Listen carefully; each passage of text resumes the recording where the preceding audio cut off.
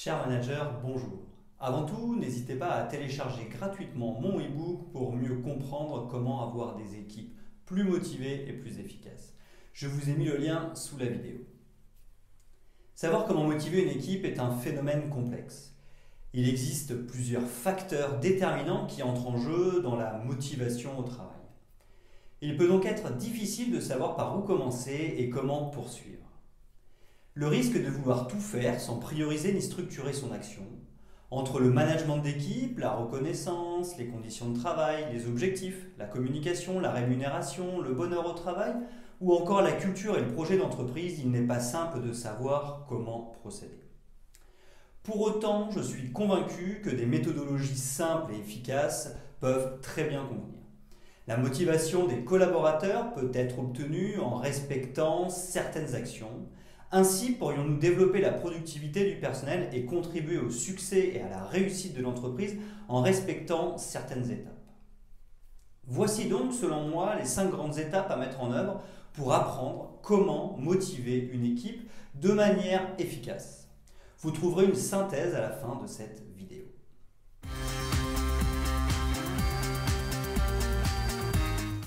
Premièrement, nous devons être vigilants à l'intégration et au développement des compétences. La place de l'intégration dans la motivation d'équipe est très importante. En effet, lorsque nous recrutons un collaborateur, il sera motivé en arrivant. Le rôle du manager est donc de maintenir la motivation au travail sur le long terme. Ensuite, l'entreprise devra nous aider à développer nos compétences. Ainsi, elle nous montrera qu'elle nous fait confiance. Le collaborateur se sentira soutenu et valorisé. C'est donc extrêmement bon pour la relation de confiance et la prise d'initiative. C'est aussi très responsabilisant car le salarié aura à cœur de montrer que son entreprise a raison de lui faire confiance. Il aura donc envie de bien travailler. Enfin, nous devrons aussi nous assurer que des perspectives d'évolution existent. En effet, chacun sentira un bien-être au travail au sein de son entreprise et aura plus de compétences. Légitimement, il aura donc envie de prendre de nouvelles responsabilités verticalement ou horizontalement. Nous devrons donc être à leur écoute pour les accompagner.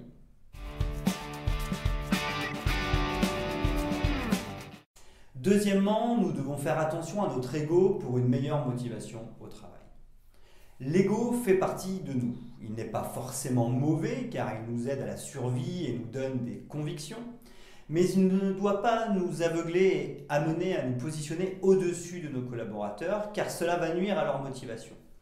Il se manifeste lorsque nous cherchons à avoir raison simplement parce que nous sommes le manager. C'est une sorte de fierté, d'orgueil, qui ne veut pas faire exister l'autre. Ensuite, l'ego met de la distance.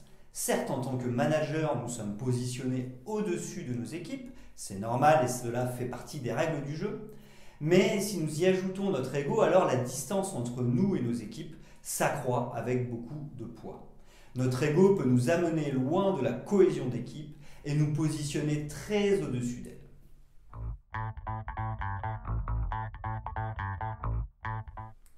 Troisièmement, nous devons mettre en œuvre la relation de confiance et la cohésion d'équipe. La première étape sera de trouver de la disponibilité pour écouter nos équipes afin de mieux les comprendre. En effet, si nous comprenons mieux nos équipes, il sera plus facile de leur faire confiance. C'est le management de proximité.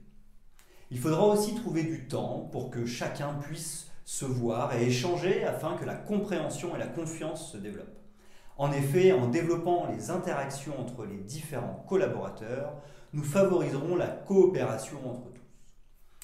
Ensuite, nous développerons des relations d'adultes responsables à adultes responsables. C'est ce que nous appelons la relation plus-plus. Chacun se respecte et respecte l'autre, chacun se considère et agit comme un adulte responsable et considère l'autre comme un adulte responsable. Enfin, nous maintiendrons la confiance en respectant ces 5 points fondamentaux: être exemplaire, tenir ses engagements, garder la confidentialité, s'intéresser sincèrement à l'autre et reconnaître ses torts.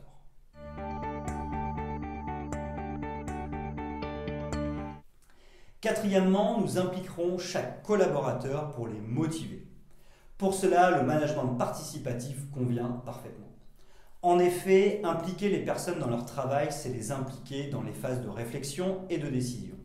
C'est les impliquer sur le pourquoi et le comment. Si nous demandons à nos équipes de simplement exécuter une tâche, cela leur donnera le sentiment de n'être que des pions, sans pouvoir et donc sans importance. A l'inverse, si nous les impliquons dans la réflexion, la décision et le plan d'action, alors elles se sentiront très utiles et importantes. Savoir comment motiver une équipe, c'est savoir leur donner de l'importance en développant leur impact au travail.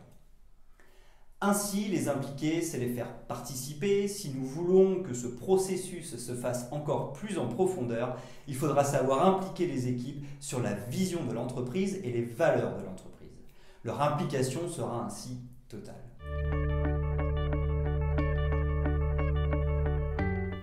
Cinquièmement, nous motiverons notre équipe en lui donnant de l'autonomie et des responsabilités. Pour cela, le cadre de travail devra être bienveillant pour encourager les prises d'initiative. Le droit à l'erreur permettra à chacun d'oser agir pour réussir.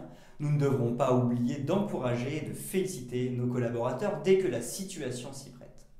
La reconnaissance au travail est un levier incontournable pour cela.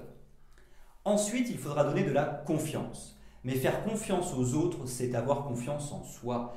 Car si nous donnons de l'autonomie au travail et des responsabilités sans faire confiance à notre équipe, nous risquons d'être trop présents. Les équipes n'auront donc pas les coups des franches pour mener à bien leur mission correctement. De plus, nous déléguerons pour développer la motivation au travail. Nous leur confierons des missions concrètes.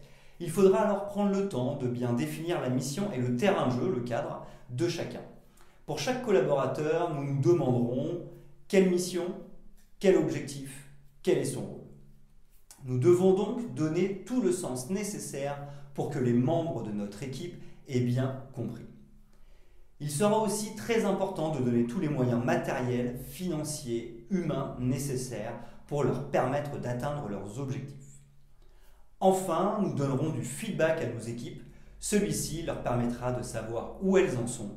Elles pourront alors mieux comprendre ce qu'elles doivent mettre en œuvre pour réussir.